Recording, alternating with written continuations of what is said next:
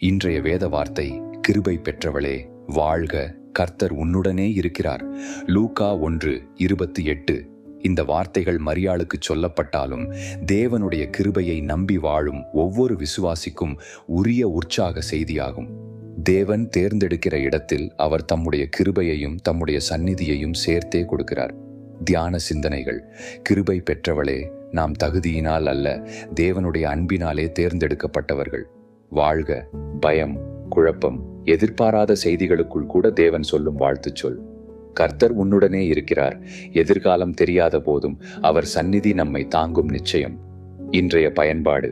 இன்று நாம் எதிர்கொள்ளும் சூழ்நிலைகள் எப்படிப்பட்டவையாக இருந்தாலும் தேவன் நம்மோடு இருக்கிறார் என்ற உண்மை நம்மை தைரியமாக நடத்தட்டும்.